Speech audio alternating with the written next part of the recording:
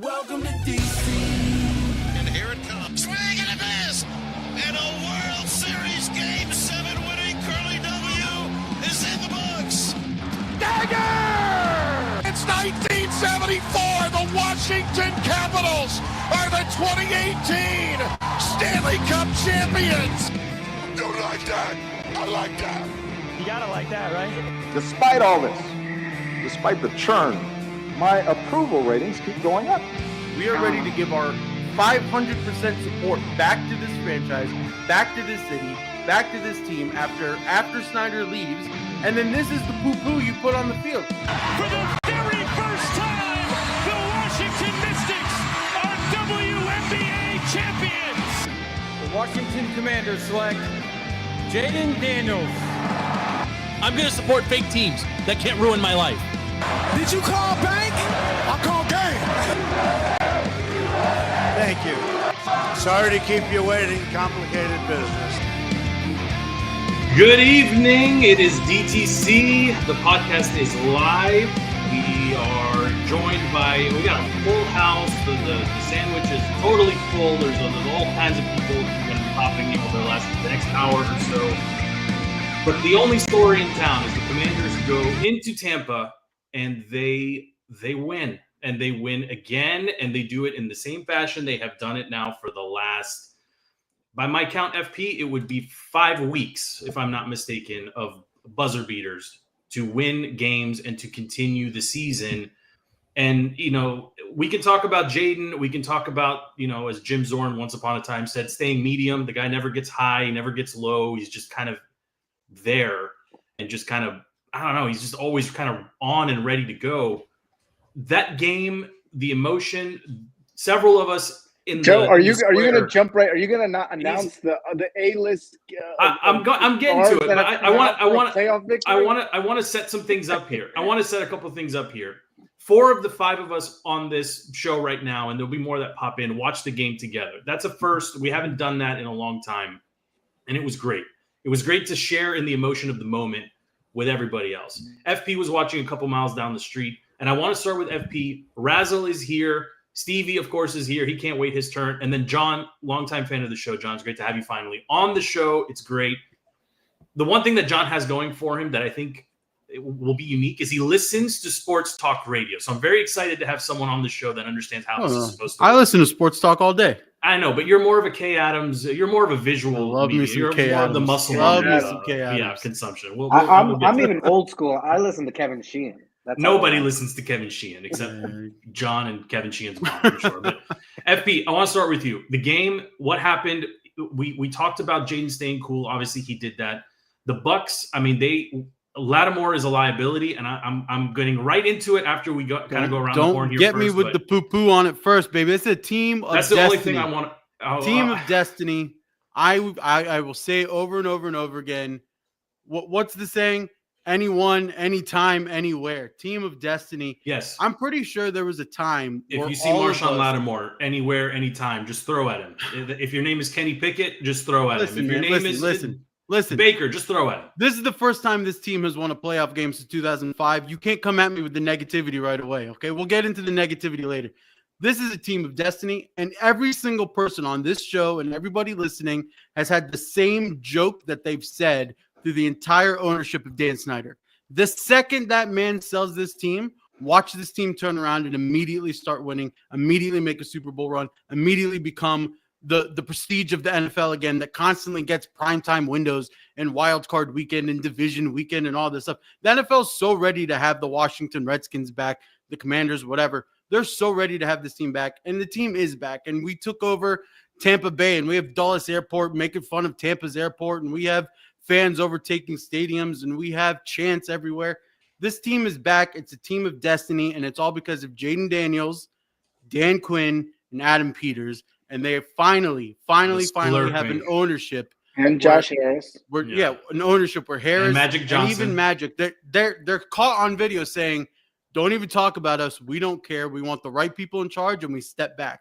To see your ownership group say that, who knows how long it'll last, but to see them say that, nobody in DC should be negative right now. Nobody in DC except All right, Joe okay. and I'm not being Lattimore. negative. I'm being What are you, the realistic. censor police? What Yeah, are you, well, Mark I mean, Zuckerberg? here Come comes- on, man. Don't you just Here comes Darth Maga. enjoy the celebrity first? Stevie, I'm not going to ask you the question I always ask you to start these shows when we pull you in, right? Is how much of the game? I was sitting next to you. How much of the game did you watch? Because I know you watched at least 3.5 quarters of it because you were sitting next to me. But this is probably the most Commanders football you watched all season.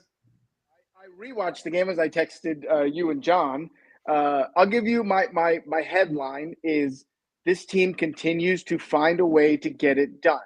Every week it's something different with these cardiac commanders, these comeback commanders, whatever Brand Weinstein is pulling through the radio. But every week they find a way to get it done. When it looked like, and there were 4 of us sitting in that room, it looked like they were about to, Tampa had just gone down and scored. We had just missed that 4th and goal that looked like it was a pass interference. It looked like all hope was lost. Bobby Wagner comes up with a fumble. Terry McLaurin scores on a 4th and goal, coming right back. They just find a way to get it done. Mariota comes in against the Cowboys, throws touchdown to Terry, game winner. The Hail Mary obviously speaks for itself. They find a way to get it done.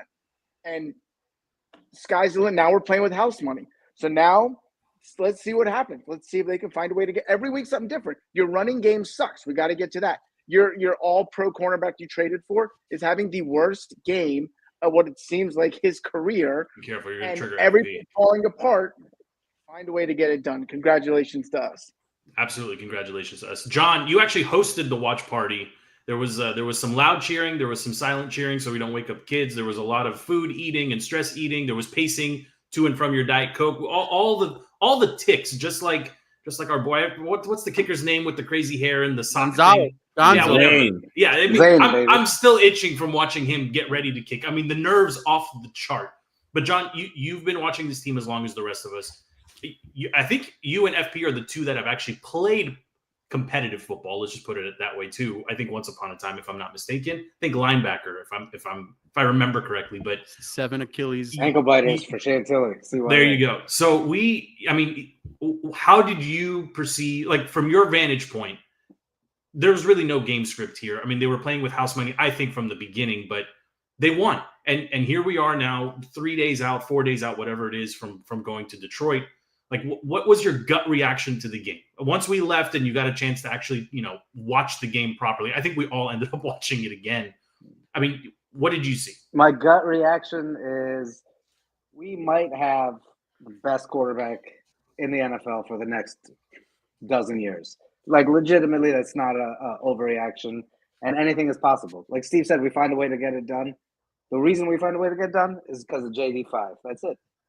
Who would you rather? Did you guys hear Colin Cowherd say this a couple days ago? He said he's Mahomes and Lamar in one. Yep, I heard that. Who passes that way and can also run? Nobody, and he's just a rookie. Do you remember how much better Lamar got his second year? We're just starting. I love this roster stinks. I love it. Welcome, John. We need more positivity. He is so excited. I'm just saying, we're in the divisional round, and the roster is poor. Yeah, this is the worst roster that will be surrounded. Give Adam Peters 2 more offseasons. This is the worst roster that will be around JD5 in his career, easily. So I'm counting on you, Razzle, to do a little bit of critiquing here. Adam Peters brought in Marshawn Lattimore, and Lattimore got ripped apart. But Joe, but like Mike Evans has had his numbers for for multiple years, since the days that they went back and forth with the Bucks and the Saints. He's coming back from injury, a little bit rusty. I'm going to give him a pass.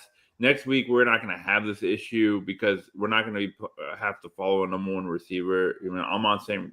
Brown plays all over the place, so it's not something that Marshawn will have to follow him around the field. I'm not worried about. I'm more concerned about the offensive line, and I'm surprised it hasn't been brought up at this point. I know the running game. Every time B-Rob got the ball, he was just met with bucks left and right. I'm concerned about the offensive line and the protection that JD5 is getting, especially, we can't have him scrambling for every single first down when we need a play. He made some great throws. He was able to stay in the pocket. He was able to scramble to make some throws, but I'm really concerned about the performance of the offensive line going into Detroit. If we see the same Detroit defense that played in week 18 against the Lions, against the Vikings, then my concern is how much we can set JD5 up for success. I mean, he makes a good point, and there are people. I've never seen a rookie protect the ball the way that Jayden Daniels does. I mean, no turnovers, no punts. The way he is in full control of the game on what looks like 17 fourth down attempts that Dan Quinn called. I mean, it's incredible. That to me, again, Baker Mayfield, a proven, all-pro quarterback, puts the ball on the ground. We see quarterbacks time and time again. That first game, that Texas Chargers game, Justin Herbert was throwing it all over the place. He does not make a mistake. And when he has a pocket, to Razzle's point, that offensive line, when they gave him time, he was making throw after throw after throw as needed on key third downs, key fourth downs, and using his legs when the pocket. But the problem is those situations were rare where he had that pocket and he had that time to sit there. I actually don't.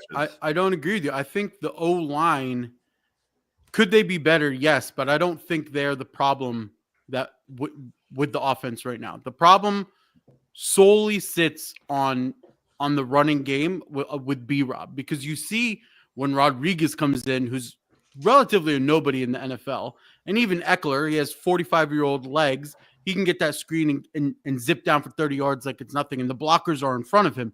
I don't think the O-line is the problem. I think it's solely B-Rob. He just doesn't hit the hole violently. He looks like doesn't want to carry the ball. I don't know if he's still injured, if he has the yips. I don't know what's going on with him. But the B-Rob from the start of the season to the B-Rob of this season, he is hitting the line at a completely different pace, slower, easy to bring down, doesn't fall forward.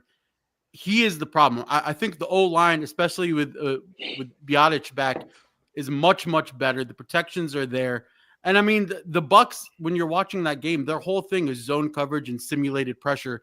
And that's the same thing that the Cowboys did with Micah. It's the same thing that the Saints did. The simulated pressure, it takes JD5 about a quarter in a series to really understand what the defense is doing.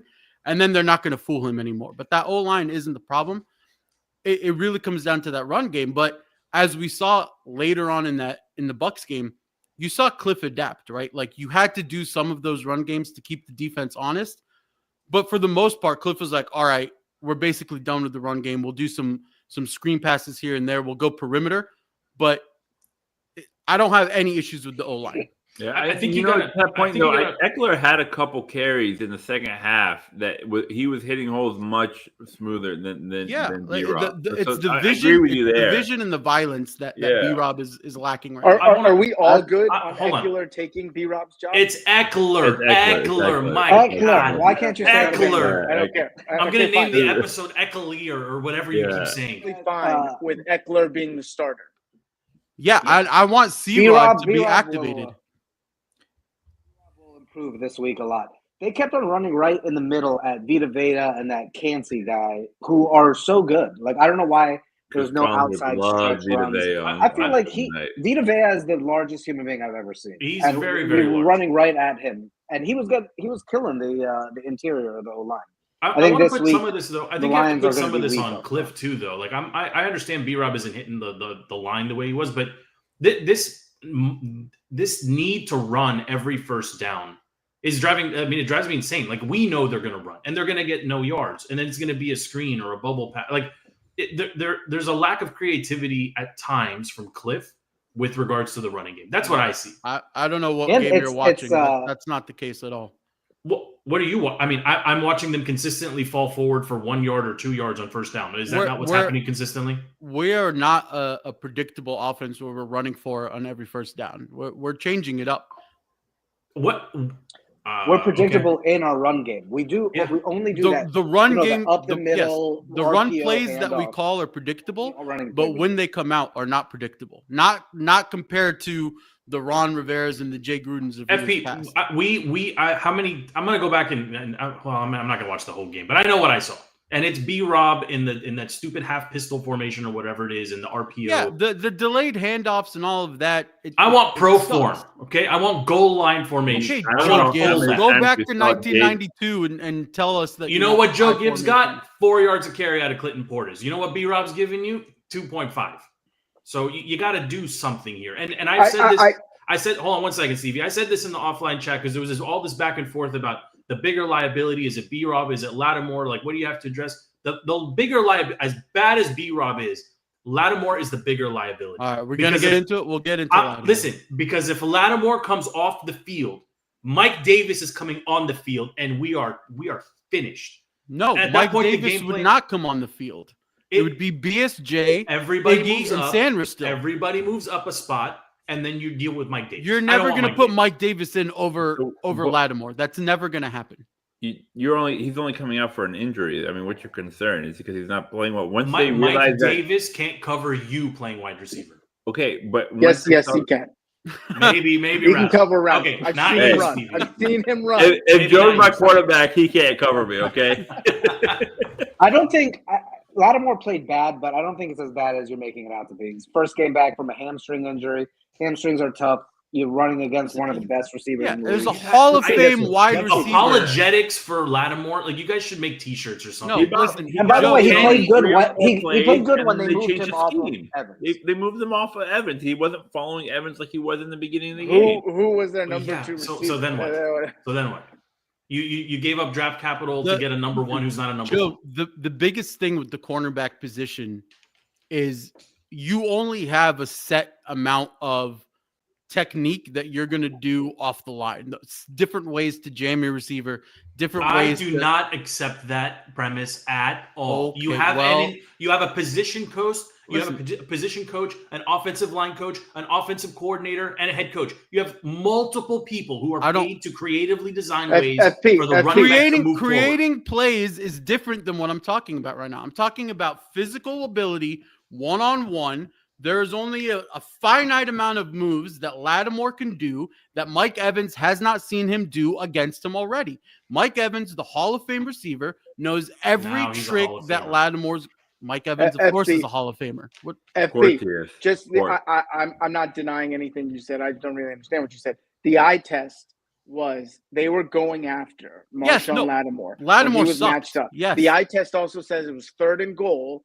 Baker saw one-on-one, Lattimore and Evans. I don't think they were really going after liability. They were just throwing the ball to I'm not going to say Lattimore's a liability. I will say he had a bad game. He had a bad game. I'm not saying he didn't. I'm not saying he had a good game. He also had. By the way, Evans' numbers weren't out of control. They were much less than what they were week 1. They had to pull Marshawn Lattimore off of Mike Williams. We all saw that. Mike Evans. They took their number 1 cornerback and said, "You cannot cover the wide receiver there." And they wanted to double him.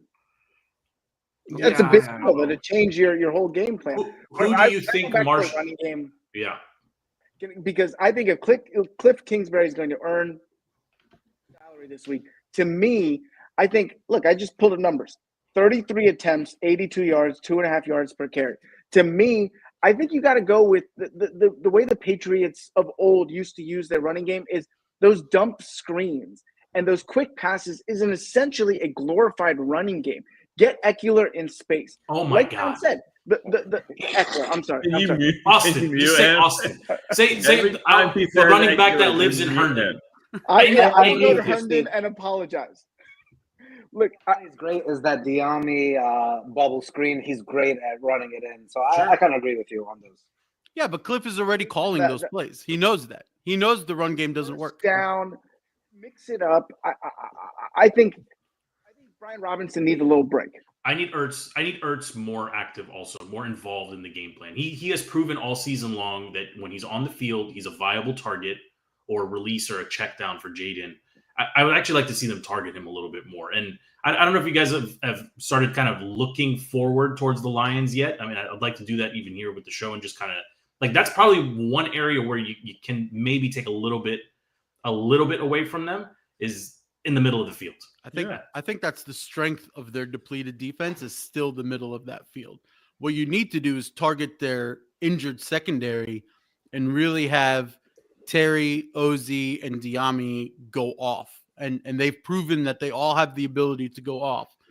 And I don't think, and we were talking about this a little earlier, I understand how many games the Lions won. And I hate revisionist history, but if you look at some of those games and some of the QBs they win against, they were not Jayden Daniels caliber. They were not. And when they were Jayden Daniels caliber, it was a shootout. It was Bills Lions deep into the 40. It was Rams Lions deep into the 40s. It was shootouts, right? That is the game that we need to get into. Is we need to be able to score 35 points or more to have a fighting chance in this game. We can go ticky-tack and talk about B-Rob and talk about Ertz in the middle. That's fine. This Lions defense is depleted, very, very, very injured. So if Jayden can just get a little mobility, that glide that he does when pressure's in his face, and he could find Terry and OZ and Diami and Eckler and freaking Luke McCaffrey if you want to get him involved. Ertz, where's he? say Where's his he name. He got no looks at all. No targets or anything. Luke's hanging out. When can we call him a bust? Him and He's not a bust. He's not a bust. You can't call them bust. He has like 6 catches on the year. Who cares? He's a fantastic return guy. He had two returns for 30 yards. He's finally giving us a return game. Yeah, I can find a return. Marshawn Lattimore could do that. Oh my God. Talking to a bunch of non-football people. The reason I go back to the running game is because everyone thinks our run game is going to be better against Detroit. Tampa Bay ranks 4th rush defense. Detroit ranks 5th. So I don't see anything getting better. And like FP said, we're going to need to put up a massive number. I mean, Amon Ra scares me, but Jameson Williams over the top, like taking off the top of this defense, scares me even more. Because if we cannot get consistent pressure on Jared Goff and he's able to sit back there and pick us apart, they are going to put up a ton of points on Saturday night. I think you can get the pressure on Goff. He's a statue. The only way we win is we hold the ball at least 38 minutes. I mean, I think that's it's doable. I mean, the problem is for me anyway. The way I see it, boys, Jayden can hold the ball. The problem is the Lions can score in 2 plays. They can score. They're not Tampa. Like they are an explosive offense. They have 2 home run hitters that on either side of the field from a receiver perspective. Goff is a statue. I just don't think we generated enough. By the way, is Payne? I asked this question in the offline chat, boys. Did Payne ever come back? He came back in. He had a dislocated thumb. They popped it back in, wrapped it up. He came back in. We got one guy in the green room here. I want to pull in. Andrew's on the. I'm not going to call it a line, but he wants to come in and say something. Andrew, we're going to ask you the same question we've been asking everybody else here. What Commanders win if what? He's on mute. Yeah. Boot him. He blew it. You had one shot. Okay. Should we give him one more or not? No, let him in. Come on, give him a shot. Andrew, the Commanders win if. Look, you guys need as many guests as possible. Don't be so quick to shun your one guest out. All right, listen. Commanders win if we dominate the time of possession. Right, we keep Detroit's offense at bay, off the field, keep JD on the field. Our defense is a liability. We know that. But I do want to say one thing about the Lattimore piece. Because even though he did suck, he stunk to join up that game, right? Our coaching staff had the awareness in the second half to put Lattimore on their number 2 and then put 2 of ours, I think it was Sanger Still and maybe St. Juiced on Evans. So they had the awareness to realize that that's where the deficiency was, and they made adjustments, right? I think our coaching staff does a really good job on that side of the ball. That's what you get when you have a DB coach. That's what you get when you have a DB coach that wasn't coaching high school. Yeah, I think that's a fair point too, because the adjustments continue to be a strength of the Dan Quinn crew, right? Yes. I mean, they've done this consistently now all season long. They start slow at times, they make adjustments, they come out and they're competitive. I don't know. I mean, can they get to 30 points? Yes. Is it likely? I don't think so. I mean, looking at the league at large over this past weekend, was anybody really that impressive offensively? I mean, the Ravens, the Rams yesterday. The Ravens, Rams, yeah. Sure. I mean, and the Ravens, I don't remember who said it earlier in the show, right? Like you look, I think it was you, John, like you look at the Commanders now and what the Ravens were during Lamar's rookie season, like they're kind of on that same trajectory. Can you run the ball consistently? Do you have a quarterback who's a dual threat? Yes, yes, yes. Can you get something? I think, FP, I think you said it. They have to find a way to get the receivers, McLaurin in particular, involved early in the game, down the field, way down the field. Are we going to discuss Terry? I'm ready to discuss Terry with you. I'm ready. I'm not. Only I'm not receiver that didn't disappear in Wild Card Weekend was Terry McLaurin. He came up big. Absolutely. Yeah. I mean, you can't. I know you're gonna try to pin me in a corner here where we're gonna get into this. He's not a 1 or is he a 1? I know that's where you're trying to go here. I'm not changing my position on this. Right. I'm just not. He did what he has done consistently throughout his career. Doesn't mean he's a 1A or whatever we were debating before. I mean, if you're selected All-Pro and Pro Bowl and you come up big in Wild Card Weekend, nobody should have any complaints about Terry. The hand catch in the Cowboys, he's not body catching. He's consistently getting open. He has a phenomenal ball tracking skills. Nobody should have any complaints about Terry. I don't think anyone does. And at this point in the season, you're still playing football. I think he's talking to you, Joe. He's talking to you. I know he's talking to me. I know, but I'm not changing my position. What's your problem with Terry? I'm not changing. He's not the 1-1 that everybody makes him out to be. It's not a problem with Terry, but he's not. Well, but FP doesn't accept that. FP just wants to yell and opine about how amazing he is. Yeah. I sent this guy stat line after stat line after Joe stat line of the 1-1s. Joe tries to tell me that Terry isn't good because he's not Jamar Chase or Justin Jefferson, who Justin Jefferson also disappeared. Disappeared last night. Well, his quarterback was seeing ghosts again. I mean, doesn't matter. If you were to trade Amon-Ra and Terry, their numbers would be the exact same. That's a very good comparison. I think they're very equal. Yeah, I would agree too. Yeah. Well, okay, if you put an actual, he's not in the upper tier, but he's sure. Yeah, but until you put a T. Higgins or somebody opposite Terry, where he could potentially be, I think this is FP's somewhere in there. You don't need. You got De'Ami Brown. You don't need a T. Higgins. No, De'Ami. So De'Ami now is at the T. Higgins level. Give him another year. I wouldn't say that, but all of these wide receiver 2 by committee, it's all happening because of Terry. Look, this comment came in from Robbie. FP and Razzle, I think you guys are still betting these things. Over under on the 55.5 points in the Commanders line at 9.5 is a crazy number. Did it go up to 9.5? It was 8.5 is insane. Yeah, I thought it was 8.5. 55 is a crazy number.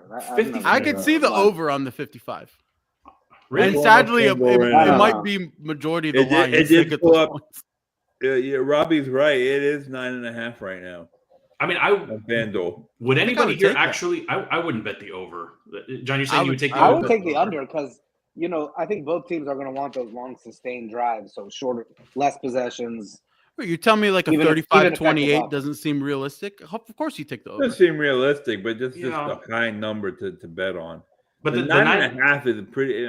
I'd probably buy an extra point, take it to 10.5, and really feel comfortable with that. I think it's a close game. We haven't gotten blown out all season. Great, like if you look at all the matchups that we played, and there's some, Joe, you mentioned earlier. I just went through the schedule. We scored 30 or more points 7 times this season. So we're fully capable. Granted, it wasn't always against the best teams. It was Tennessee. It was Arizona. But the Lions are the same thing. All of their 50 burgers and high-scoring games weren't against the best teams either. Right. Yeah, I mean, but the Lions, I don't think anyone's going to say, like, the probability of them getting to 30 is higher than the probability of us. Sure, but we can go round for round with them. We're capable of putting up points. We're capable of playing a 23-20 game. Like, I mean, Jared Goff also had a perfect game this season, right? I think he was literally 16 of 16 and 4 touchdowns or whatever it was. Game. Yeah, he also had a 5-pick game, if I'm not mistaken. I'd say there's 2 things that you can never predict is the turnover game. Is if we can create a turnover or 2 or 3 and get this going, then the other thing is the only way we win, and we said it already on Sunday night, Jayden has to be special. Jayden has to do something that we've never seen before, and we're putting this all on him. and this is a legacy moment for him, a legacy game for him. If he's special, all bets are off. Then anything can happen. But if he's ordinary, we're going to lose. That's unfair. That's reality. Can you imagine the national hype train if Jayden wins this game? Oh. Well, it's gonna. I mean, it started. I don't know how many of us like to watch like the ESPN shows, but Monday morning, the first game they were talking about was Jayden Daniels. Like no one was talking about Jalen Hurts or AJ Brown, reading a book. Nobody was really hyping up how much the Bills, took care of the Broncos, or even talking about Saturday night. It was all about Jayden Daniels. Jayden wins on Saturday night. The locals in DC will replace Trump with Jayden on Monday at the inauguration. Okay, they will instill this guy as the king of the world. The city's already blowing up, and he is the perfect guy. Here's the thing with Jayden Daniels is he is as calm as he is in pregame as he is in the last 2 minutes of a game, and that heartbeat is just even. But what I forgot so John called him a nerd. Yeah, I forgot what NBA coach said it or whatever, but the quote is something along the lines of like, you don't have to be special in big moments. You just have to be the same while everybody else freaks out in the big moments. And that's what Jayden needs to do. While everybody around him is probably hyped, jittery, frazzled, whatever in that big moment, Jayden just needs to be steady and do what he always does. And that is absolutely his strength. Beyond the vision and the mobility and all of that, it's that nothing seems to shake him. He also needs to be. Joe, is that a question that you put up, or is I don't know what this is, to be honest. I mean, we got we all know people in Detroit. Christina's one of them, right? And it's Go Lions, and there's a huge group of guys that we all know that are paying a ton of money to go to the game. But I have a clip teed up here that FP sent earlier today that I want to play. And I just want everybody just to take a second to react to it because it's super annoying and it fits perfectly with this comment. So give me a second here. I'm going to fire this up. But it's everything wrong with Detroit. Not bad. Can you hear it or not? No. You can't hear it? All right. Well, basically, it's a talk show guy going off saying, you've got Detroit, and Detroit's got you, and we are gonna blah blah blah blah blah, and he just keeps going on and on. I'll figure out how to get it into the show later. Episode of Seinfeld. You're just gonna yada terrible. The whole thing. They're. Well, I'm not gonna do that. But the point is that their fans are annoying, and I understand that they're long suffering and they've been waiting for this moment. And they went on and basically they ended the clip by saying we're 60 minutes away from the NFC Championship game, right? And my immediate response while I was listening to this was, like, damn it, we're 60 minutes away from the end. Like, this team, the Commanders are 60 minutes away from the NFC Championship game. And if it's in LA, we can beat the Rams. And if it's in Philly, I will be there to watch us beat the snot out of the crappy Eagles. That is the most fraudulent team in the league right now. Jalen Hurts is crap times 50 million. He sucks. Saquon is amazing. The rest of that team is a joke, including AJ Brown and his stupid self-help book on the sideline.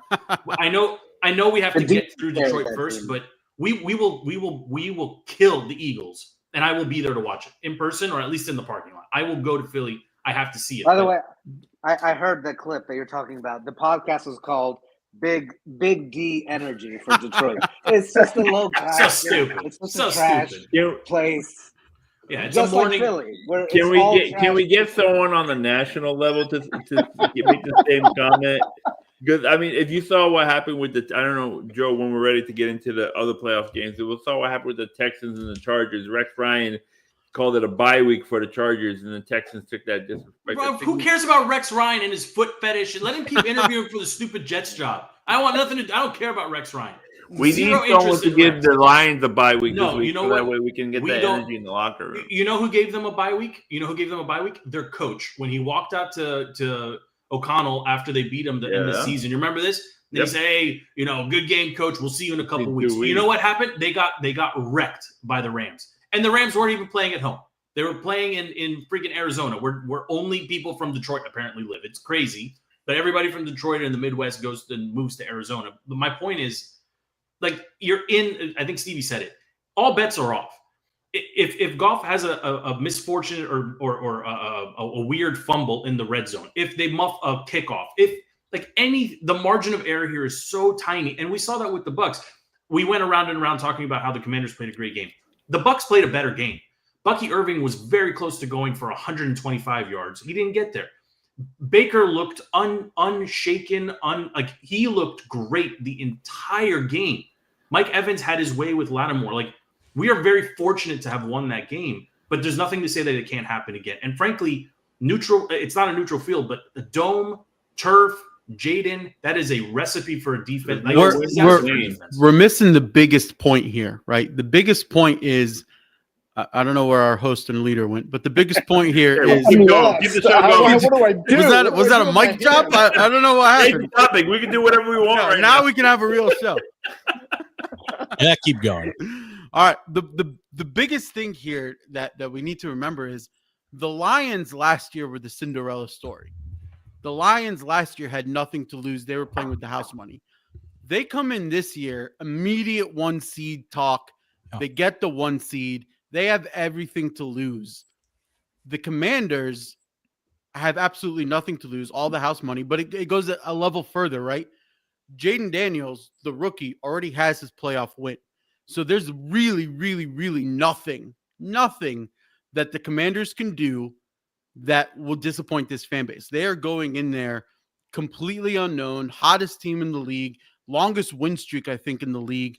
They're complete unknowns, and they are the true Cinderella story. And we've seen it year after year after year in the playoffs, that Cinderella story team, the ones that don't understand that it's possible to lose, are the most dangerous team.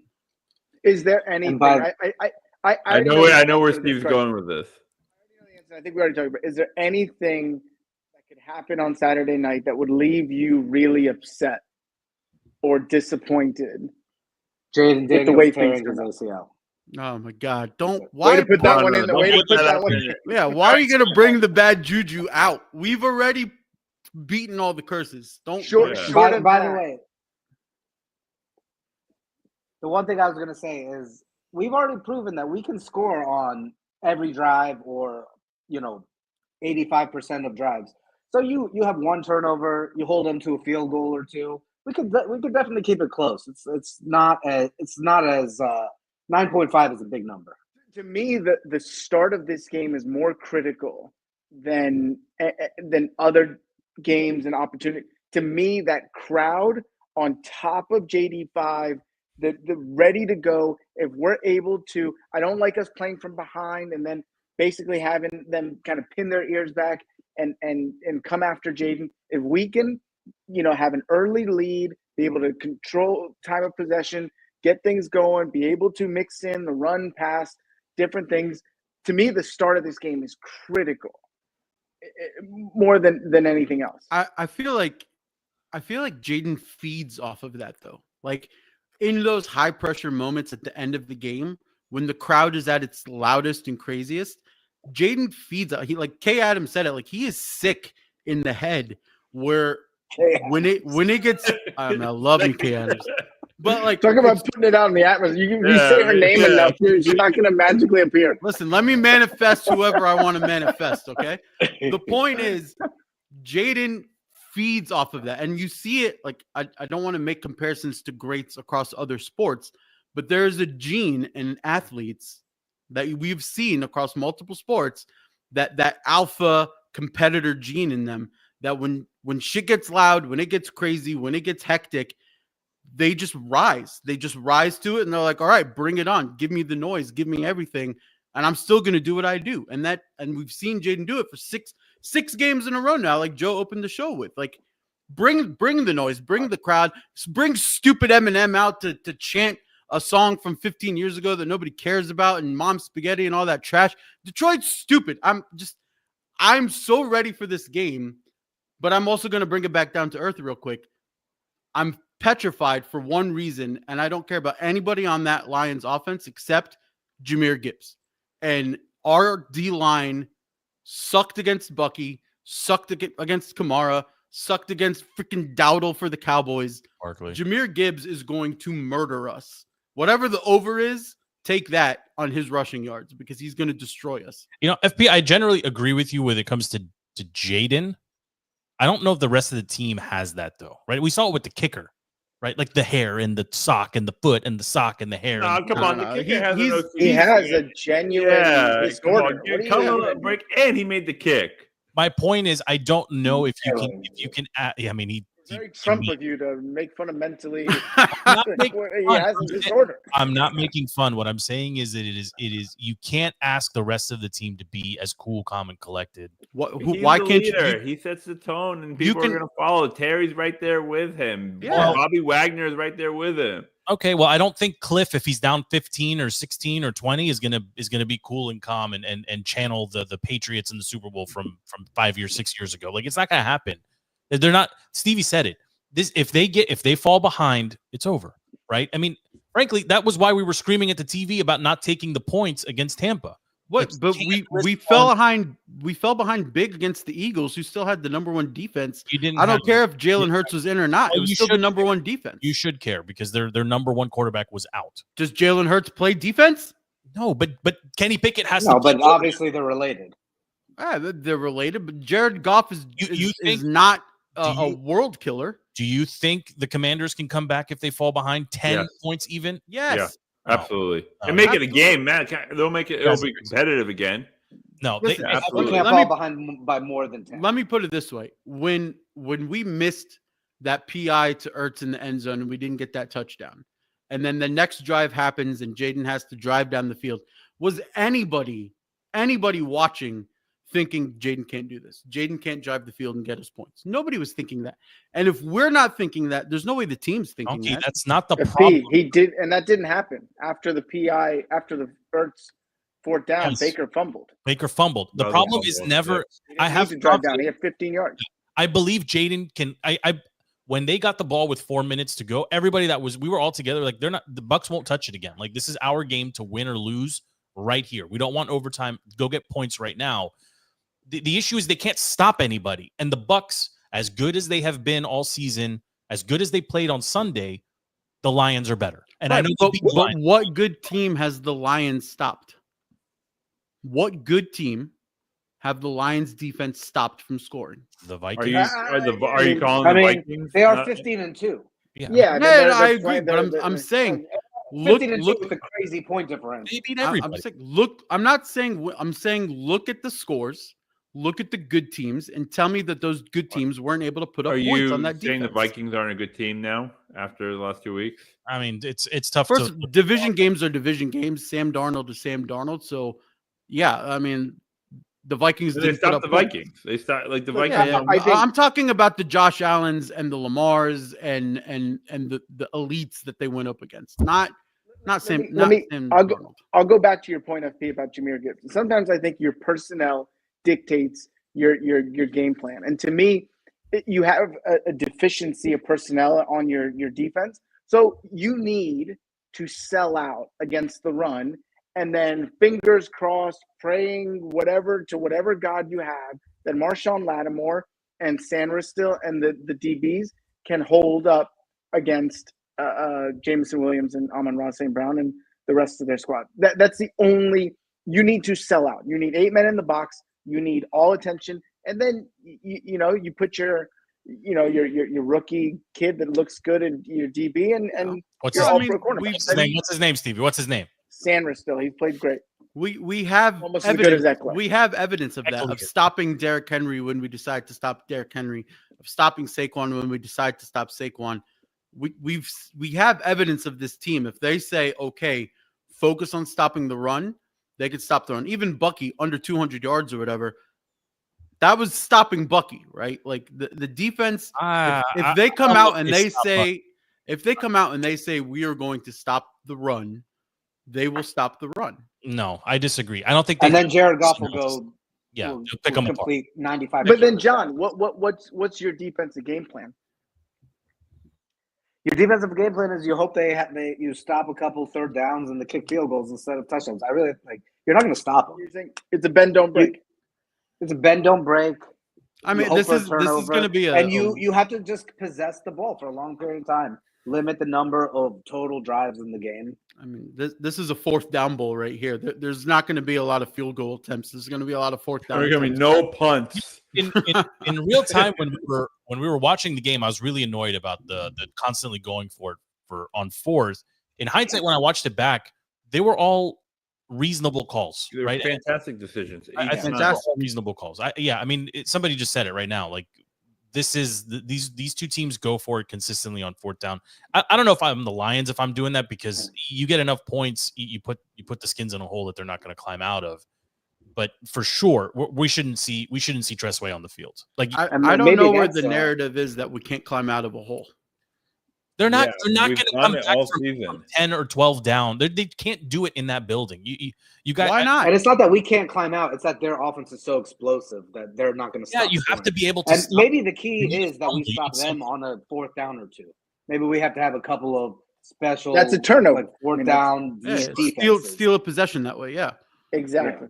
Yeah, like you're going to have some version of puck luck here, FP. Like you're not going to just walk in there. I agree, but I think a lot of you are really undervaluing just how depleted that Lions secondary is.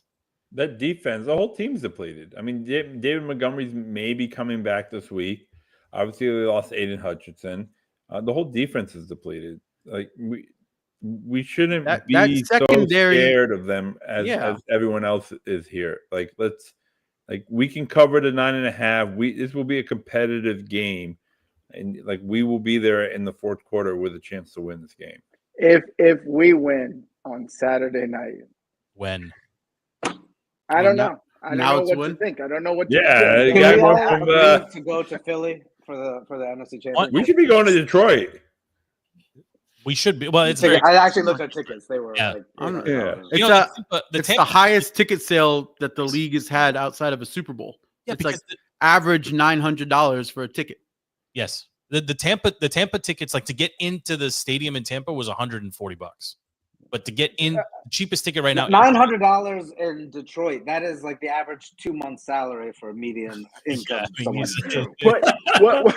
Shots fired back at the Big D podcast. What percentage of the Tampa stadium was burgundy and gold? And what percentage of Detroit stadium will be burgundy? Detroit's not going to let any fans in. Yeah, Tampa must have been 30%. The traveling fans was a huge contingent, Stevie. And there were many clips of the stadium after the hail to the rescue. You got Grant and Danny posting tweets about how packed the plane is, covered with Redskins fans, and the pilots ignoring them. Like it's Detroit won't be fan base travels. No, there'll be some red. You'll see some burgundy. I think Detroit's a long-suffering fan base. I mean, if I don't see them passing on tickets. I just don't see it happening. Yeah. Tampa, you still got a lot of snowbirds and people that are like, it's more transient. If you live in Detroit for 2 months of salary, and you're probably never leaving. 2 months of salary. What is someone look up the median income in Detroit? The reality is most people that are in the stadium on Saturday night have never left the state. You know, that's just sorry. They probably don't have passports. They probably haven't even left the city. But they hosted 2 games last year, so it's not like their first playoff game in a while. They hosted the Rams in the wild card weekend, and they hosted the Bucks in the divisional round. By the way, I remember last year that Rams game. They were all in their seats like 45 minutes before. I remember the crowd, the announcer saying it was like the loudest the stadium's ever been. Because that was like the first time they had hosted a game in forever. Yeah. I mean, listen, everyone can be excited for him, but Tony coming in clutch. Median household income is $37,000. Yeah. Wow. Yeah. Listen, all right, let's not get into that argument because PG County ain't doing that hot either. So. Come on, we're the 5 richest counties here. What are you talking about? We've been printing money for 5 years. Can we put the Commanders talk on hold for just a second and look at just around the NFC? We've already kind of alluded to it. Obviously, the Rams beat the Vikings. The Eagles beat the Packers. Packers turned out to be really fraudulent as well. I mean, overall, wild card weekend, pretty disappointing. I mean, it was not a great weekend for football. This coming weekend is really the best weekend of football. Any real fan, and this is I'm stealing this from a couple different local hosts. This is the Super Bowl for NFL fans. Yep. Right? Like this is the round that from here on out, you only get 2 games next week.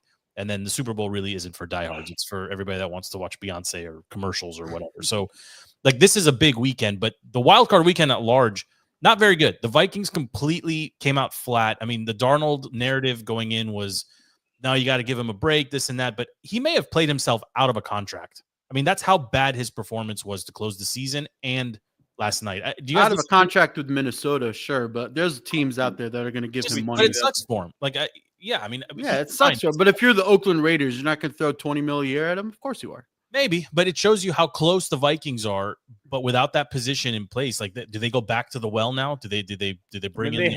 They have a rookie waiting in to play. I mean, JJ McCarthy. The plan like 2 weeks ago was to trade him and to figure out what draft capital they can get for him. But now, I mean, they may franchise Sam, give him another year based on JJ's health. I mean, the winners out of all of this is the Vikings front office because their decision got so much easier. Yep. Sure. And they go, but it's also, it's turnover again at a position, obviously, where you want to minimize turnover. But that's just Vikings football, right? They're the number one playoff loss team in the NFL historically now. And it's the Kirk Cousins thing all over, right? You get into the wild card round and you lose a game that you shouldn't lose. And it's because of your quarterback play. And then you adapt, you fix it up. Yeah. And that's just what they do. And we said going into it, the Rams can beat anybody, and that's the one team that if you're anyone in the NFC, you don't want to see the Rams because they can beat you. No, but they can beat the Eagles. They can beat the Lions if we don't make it out this weekend. And like they're a very well coached team, very well executed team. The funny thing is, you mentioned Wild Card Week. Wild Card Weekend hasn't been a good weekend in football in a number of years.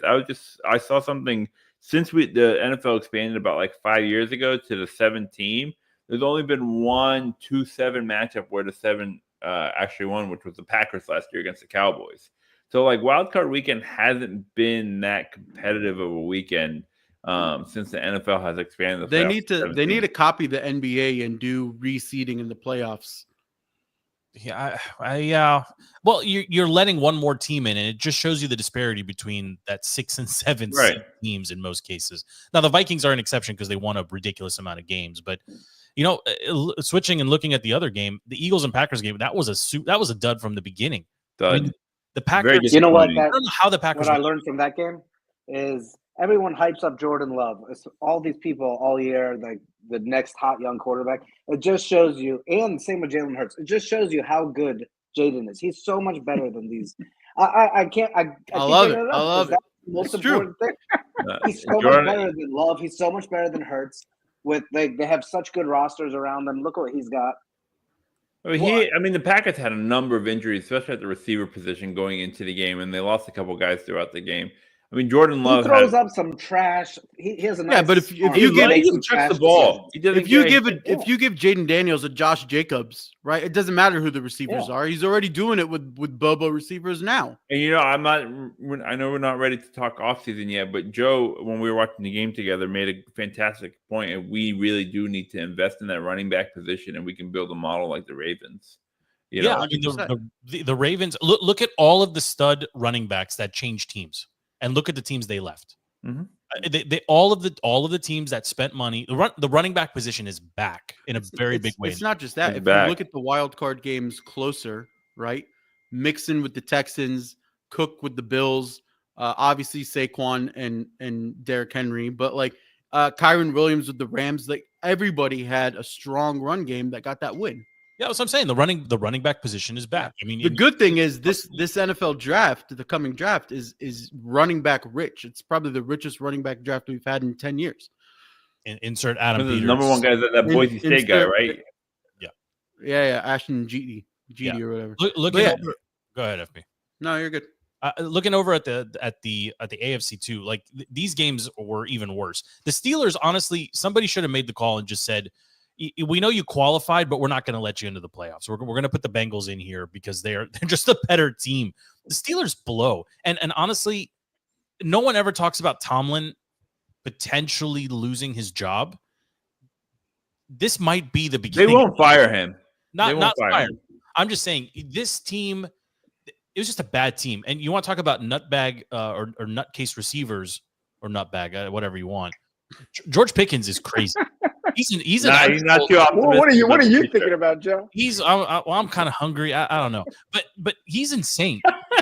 The Texans and the Chargers game was bad, but the Ravens Steelers game, there's not even people. It wasn't competitive. It was terrible. I mean, honestly, like the NFL competition committee should have looked at this and said, there is 0.0% chance the Steelers can win this game. We're just going to make a difficult decision. We're going to pay them as if they qualified, but we're putting the Bengals in because it's just bad. Razzle, you said it. It's a bad product. Nobody wanted to see that game. And Stevie, you said it when we were together. You can pencil in the Texans into that early window during Wild Card weekend, and if they win or whoever they're playing wins, they're going to face the Chiefs or the 1 seed in the early window on Saturday because nobody cares about the AFC South or these lower AFC teams. They're not fun to watch. Oh, I'm waiting for you to get into your bad bet of the weekend. We get into the Broncos-Bills game. It was a homer pick. It was a homer pick. It was a homer pick, and honestly, Captain Juicy Fruit got me excited in the first quarter. He was chomping on his juicy fruit. He threw that deep pass, or he called that deep pass. I mean, the Broncos, they could have done it, but in the end, I mean, that was maybe one of the worst games Knicks has played all season. It just is, and right. Apparently, he's had a fractured back since week 12. Well, then he shouldn't have been out there, right? But Sean Payton also has a tendency, and we saw this when he was in New Orleans too. He gets cute, and he thinks he's an overrated coach. I think that they ran into a juggernaut, and the Buffalo Bills, to me, are the AFC Super Bowl pick right now. They're the hottest team with the best quarterback. That team is laser focused, and I think they're going to take it to Baltimore next week. I like that pick. Did you see? Remember the first game they played this year? Don't sleep on the Ravens. The Ravens. It was a different Buffalo defense at the time. I think they had a couple of injuries. I'm nervous, but that's such a good game. John from Chantilly, who do you trust more, Lamar or Josh Allen? You love this question. Lamar is so good. Josh Allen is so good. You're not answering the question. On Saturday or Sunday night, who do you trust more? You got to put all your money. We'll determine that answer. I got the answer for it. It's a very easy answer. You trust the quarterback that's won multiple playoff games in the season over the one that can barely do it in Lamar. He has a stigma to him, and the cold games and the divisional rounds, he chokes. It's just what Lamar does. I put my money on it. I disrespect the Bills. I will continue to disrespect the Bills. I think they are. There's too much Lamar hate. I don't know how you could disrespect the Bills. I don't buy the Bills at all. 0. Josh Allen is playing the best football of his career. He doesn't have to worry about throwing the ball to Stephon Diggs. He can throw the ball wherever he wants to. He doesn't throw the ball.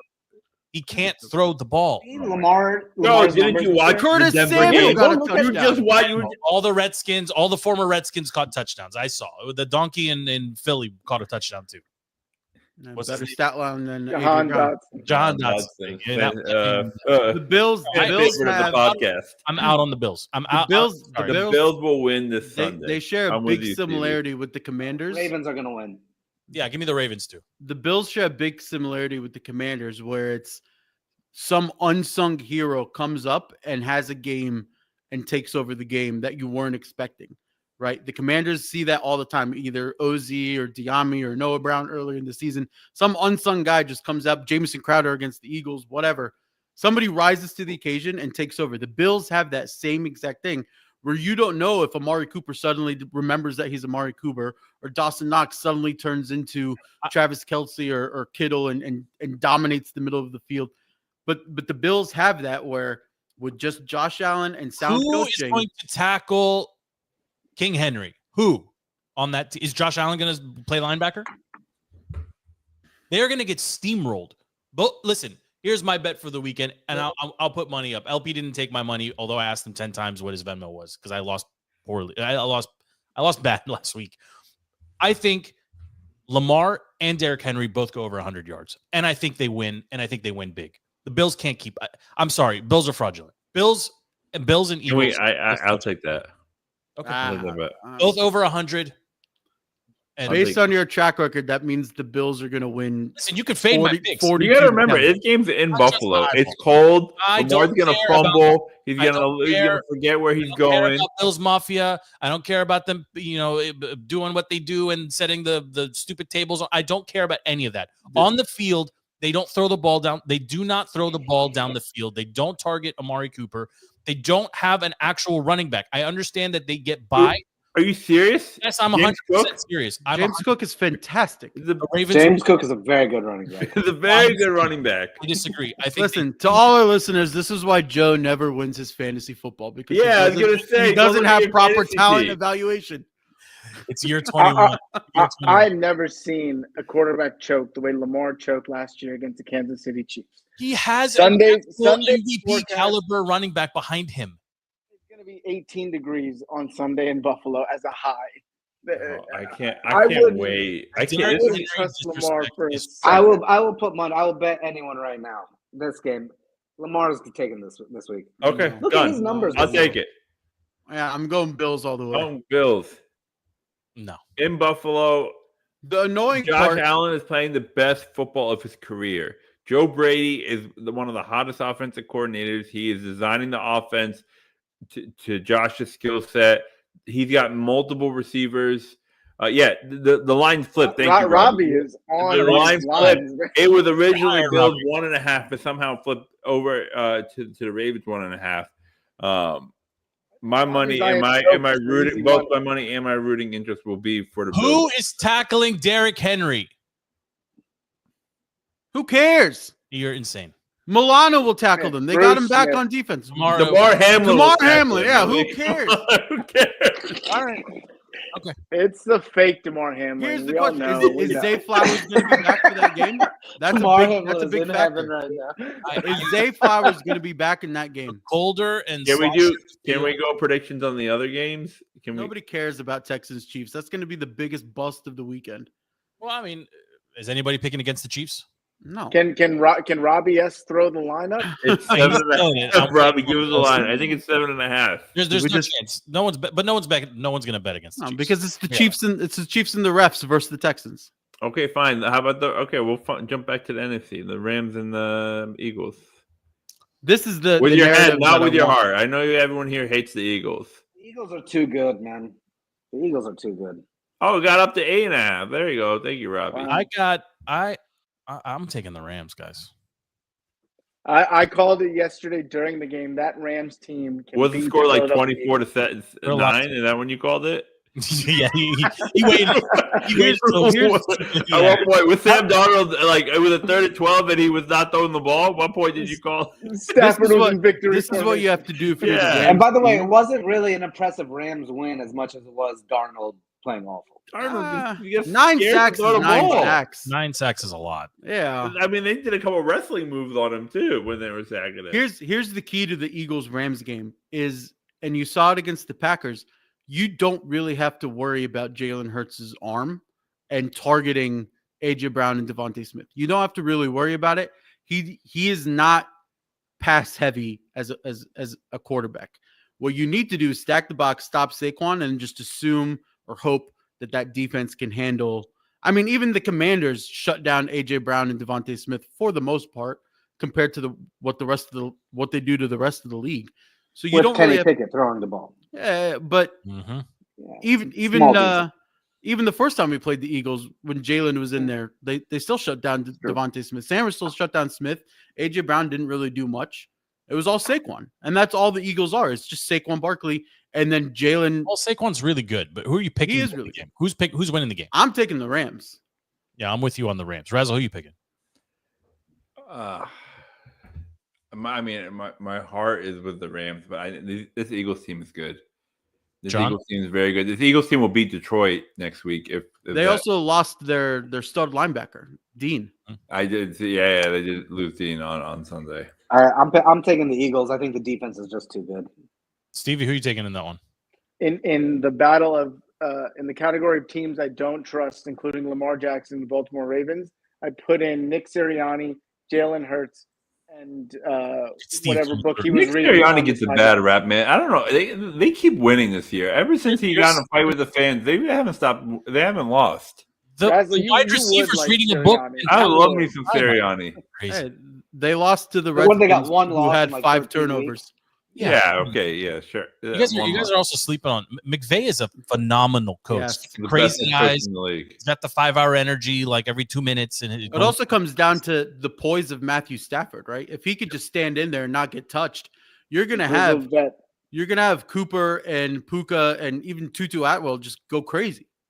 Yeah, and they have their own good really running good game. Back. Yeah. Kyron Williams he's a good running back.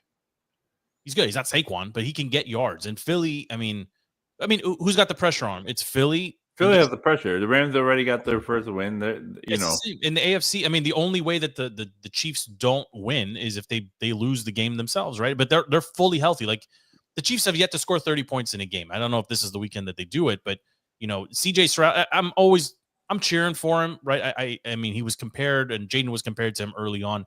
I just don't see a way where they actually win unless Mixon has. Yeah, I was gonna say it comes down to Mixon. There's no way. And the Bills, yeah, I understand it's a toss-up. I see it more of a toss-up, but I don't trust the Bills. I don't trust that offense. I think if they need to get points, I don't think they can go get points. If they're playing from ahead, fine, but I don't think they can go get points. I don't know. I don't think you've watched enough. Bills I mean, how many times has Josh Allen is the model for what Jay Daniels? I've seen a lot of 12 of 15 performances this year out of Josh because they don't have to throw the ball. I'm saying if they fall behind, they're going to have trouble scoring. They almost never fall behind. Well, they almost never play Derrick Henry. I mean, and if the Ravens fall behind, what are they going to do? What is like? They will run their 2 stud running backs. One happens to play quarterback and into the ground. You're not saving anybody for anything. Derrick Henry won't come off the field. It's the same narrative with Josh Allen and the Bills. Except Josh Allen is a quarterback and not a running back. What? Lamar Jackson's the quarterback. Who has Derrick Henry? I don't understand. Are you picking one upset? Anybody got one upset? I guess the Rams would be an upset. Commanders over Lions. Yeah. It's got to be a hard pick, right? I mean, this is not no one actually. It'll be very competitive. It'll be within. We'll cover the 9.5, 8.5, whatever line. I truly believe we could take it to the Lions, best for best. If we're firing on all cylinders, we will. Of course, we can. We will or we won't. If this team comes out firing on all cylinders, January 20th over there, we will. I mean, it's a big weekend. It's a big weekend for you, Stevie. Yeah. It is a big week. This could be the greatest weekend in Washington. Did you get the gala invite? That's all we care about here. I didn't. But there's also a huge UFC fight Saturday night. Don't sleep on that. And the college football championship is Monday night. Nobody cares about college football. Go Buckeyes. See, JD Vance is skipping the balls. To go to the game? Is he going to the game? Oh yeah, Monday's inauguration and football. Yeah. Wow. He wants to go. And a holiday. And a holiday. Yes. Are we going to talk about coaching moves? Are we going to talk about Dion? I mean, I can keep going. I'm getting tired though. I'm getting winded here. But I think Robbie S should take over. I mean, we can tag in Robbie. Tony's been in the green room for like 15 minutes. Rami's been sitting here for like an hour. I can't find there's no segue to pull him in here, but we should have copied the Junks and made this a drinking game. I need a beer or something.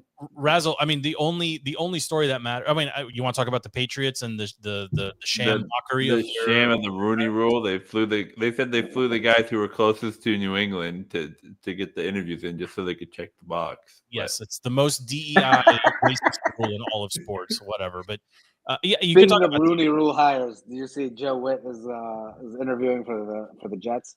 Oh, but they already checked the Jets already. They checked you with Ron Rivera. Yeah, they checked the box with Ron Rivera. Maybe you need a Hispanic and a black. Yeah. Yeah, the Jets have no idea what they're doing. They're interviewing everyone. There's nobody like that's well positioned for that job. I'm just curious what the Cowboys were doing with jerking around McCarthy for an extra week, and then they let him go and what their plan is. I mean, I could kind of respect it. Who are they going to find better? They told the Bears to kick dust. They're not going to let him interview McCarthy, and then they let him go. Jerry Jones is an idiot. I think McCarthy deserves a little bit of credit for how he coached the Cowboys down the stretch, especially without. I mean, they never addressed running back all season long, but he got a lot out of that offense without Dak. Even after they lost CD, like they were competitive. The defense played much better. So you can't blame McCarthy at all for that roster because it's all Jerry Jones. He just does a lot of holes in that roster. Yeah, absolutely. But the idea of Dion going there with or without his kid is laughable. I don't understand it at all. Like the list of demands is going to be awful in the NFL. Shador, yeah, Shador, he's going to be terrible. No. Just everyone pray that the Giants take him. Well, I mean, the Giants should be calling Kirk, honestly, or maybe Sam, maybe Darnold is their guy. Who knows? I don't think Darnold wants that New York media ever again. Possibly, yeah, okay, that makes sense. But Kirk could go there and just stand there like a statue and throw the ball, 40 times a game to Malik Neighbors. I don't know why anybody would want Kirk. Well, because he's better than Kirk's a backup going forward. Yeah, you think so? He's done being a starter. I think he's done being a starter. Atlanta pulled him after investing so much, and they could have waited another year. If Atlanta pulled him, why would anyone invest? Bottom end starter in the league next year. I mean, he could start for the Raiders. He could start for. There's a lot of bad quarterbacks. There's a lot of bad quarterbacks. What we need to talk about is, will we or will we not lose Cliff? I don't think so. I think that playoff win seals it that he stays. And the bigger storyline is Cliff versus Ben Johnson in this game. That's a big storyline. I think Cliff has found his sweet spot as being an offensive coordinator in the NFL. He's still getting paid by the Cardinals another year, so he didn't have a financial incentive to leave. Is it his sweet spot? Some guys are just meant to be coordinators, and some guys are. He definitely wants head coaching, but when you look at the teams out there, when you look at the teams out there, there's no good destination right now. Unless he wants to go play Coach Caleb, which he has the USC ties to. Maybe Chicago. Maybe Chicago because they do have ties. It's the shit show. shit show ownership. Would you go coach Caleb Williams? I think Caleb is an exceptionally talented quarterback. I think they screwed up in Chicago by not firing Eberflus before the season. They should have started fresh with Ben Johnson's going to go to the Bears. If he gets the right coach and the Bears messed up by taking Roma Dunze instead of a lineman. Yeah, they were drafting for flash. Assuming that Keenan moves on, I'm assuming Keenan won't resign. They'll have a Dunze and DJ Moore. They'll still have DeAndre Swift, and they've got Caleb. They've got a good. Yeah, they have a roster. They just have no O line. Yeah, I think they're further along. In the draft. Yeah, they're further along than the Cowboys. Better than the Raiders. Yeah, I wouldn't hate a Keenan 1 2 year deal here. No, I'm done with Keenan. Receiver in the middle. He's really old. I'm done with Keenan. He was so good last year. He stubs his toe on the table. He's out for 8 weeks. Yeah, we don't need crazy. We don't need crazy here. The Tyreek can go somewhere else too. No Tyreek. Tyreek needs to go to the Chargers. They need weapons. I'm surprised they played as flat as they did on Saturday. They just looked uninterested. Jayden Daniels has more playoff wins. Is a bit overrated. Can we all say that now? I know everyone loves him and he loves to put him in top 5, but he's now in 3 games that mattered, 2 of them being playoff games. He's 0-3. And the big one against that Jags where they came back from 22 down or whatever. Yes. That's insane. Yeah. Well, boys, any final thoughts? John, thanks for hanging out for the entire show. Any final thoughts from you, sir? No, thanks for having me, guys. It's great to have you, John. Razzle, thoughts from you? Let's go Commanders Saturday night. You'll be on. I think all of us will be on tape delay. Maybe not. Not me. I will not be. Yeah. No. I will not be. Stevie, any final thoughts from you, Stevie? It all changes Monday. Yeah, Dark Mag out. FP? Best stat line of the weekend with the Commanders win. The last time the Washington Redskins won a playoff game, Alex Ovechkin had just scored 25 career goals. He is now at 849 career goals. Jeez. Wow. Crazy. Wait. Joe, I think Robbie's inviting us over to watch the game together. Let's chat with Robbie offline. Let's make sure we know what we're getting into, Stevie, if you don't mind. I mean, what's the spread like? We got to know what we're expecting here. Yeah, Robbie, leave a comment on the video and tell us. Give us an idea of what we're in for. We promised Joe some nutbags. He'll be there. He doesn't like some salted nuts. Come on. All right, boys. Thank you for hanging out. We went a little bit long, but hey, the occasion called for it. The Commanders move on. We'll see you guys after the game in Detroit. We'll be podcasting next week, win or lose, but we are all bullish, and hopefully there will be a win, and this continues. If we do, we will be on the road the following week in Philly or in LA. Frankly, I got to go. We can't keep rolling the dice, but thank you for hanging out with us. The show is DTC, Defeating the Curse. You can get the show anywhere you search and listen to your podcast: Spotify, Google, Apple, TuneIn, or you can tell Alexa to play the latest episode, and that will bring us up as well. You can watch on YouTube, Facebook, and X2. Thank you for hanging out with us. Until next week, go Commanders. This is DTC, and we are done. We are out. See you next week.